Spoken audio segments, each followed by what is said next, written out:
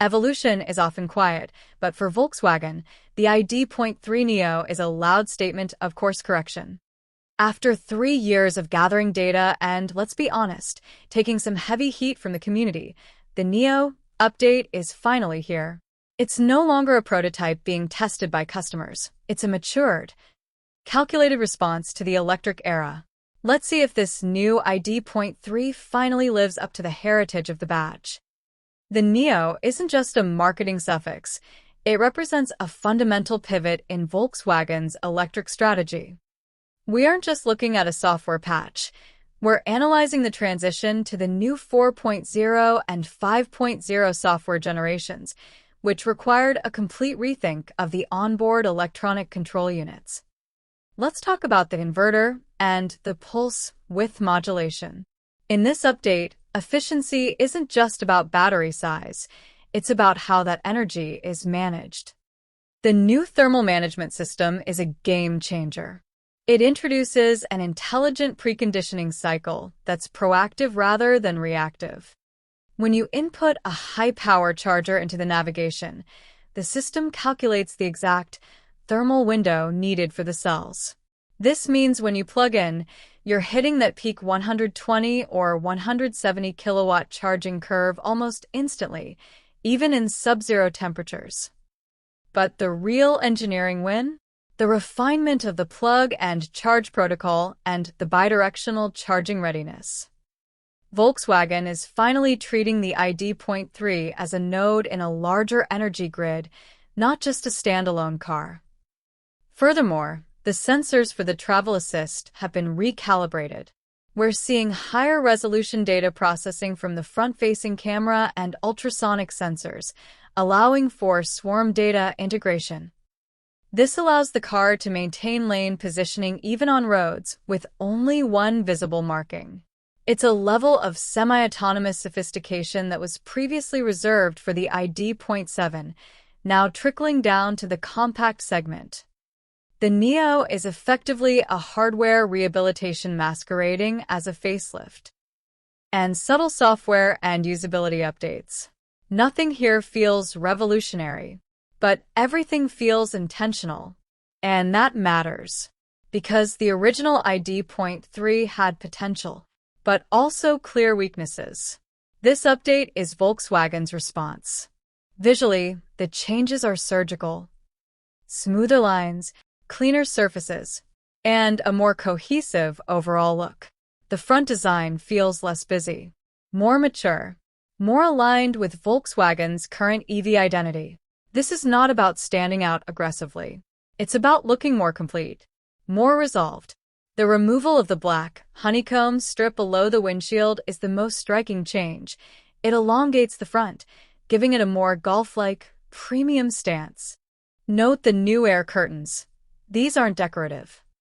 They redirect airflow around the front wheels to shave off drag coefficients. The introduction of the dark olivine green metallic paint, paired with a black roof, shifts the ID.3 from a playful gadget to a sophisticated tool.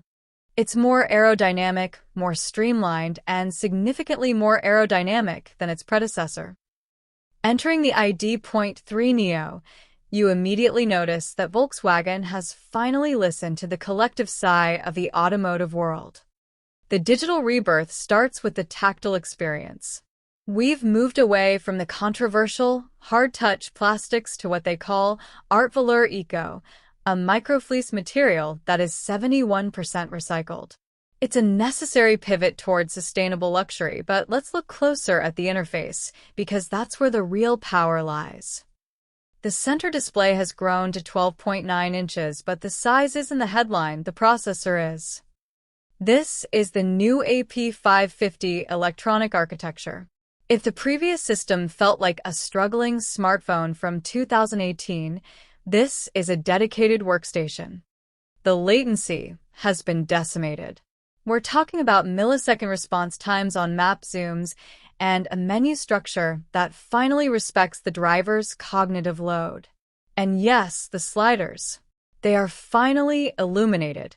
It's a small detail that speaks volumes about the original's oversight. But let's analyze the IDA voice assistant. It's now integrated with ChatGPT. This isn't just about changing the temperature anymore. It's about querying complex data while keeping your eyes on the road. It's the transition from a command-based car to a context-aware companion. Look at the augmented reality head-up display. It's been recalibrated for better depth perception. The virtual turn arrows now feel more anchored to the actual asphalt, reducing that floaty sensation that used to distract drivers. We're seeing a fusion of the physical and digital worlds that feels intentional, not just experimental. But we have to talk about the door panels. The padding has been extended, and the stitching is now a focal point rather than an afterthought. It changes the acoustics of the cabin, too. Less resonance, more isolation. It's as if the ID.3 has finally graduated from its prototype phase into a mature, finished product. This interior doesn't just look better, it functions with a technical discipline that was missing from the first generation. It's not just a cabin, it's a cockpit designed for the data-driven era. This is where the ID.3 needed the most work. The cabin now feels more refined, better materials, more consistent finishes, and a layout that feels less experimental. Technology is still central, but it's now more usable, more intuitive, and that's a critical upgrade. Because before, the problem wasn't the presence of technology, it was the execution. Now, Volkswagen seems to understand that balance better, and that changes the experience significantly.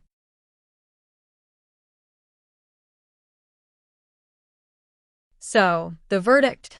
The ID.3 Neo is the rehabilitation of the MEB platform. By fixing the interior quality, stabilizing the software, and optimizing the drivetrain efficiency, VW has turned a flawed pioneer into a segment leader. It's no longer an apology, it's a benchmark. If you were waiting for the ID.3 to grow up, the Neo is the version you've been holding out for. It's smarter, faster, and finally feels like a Volkswagen. I'm Ava, and this was the deep dive into the Neo. Catch you in the next one.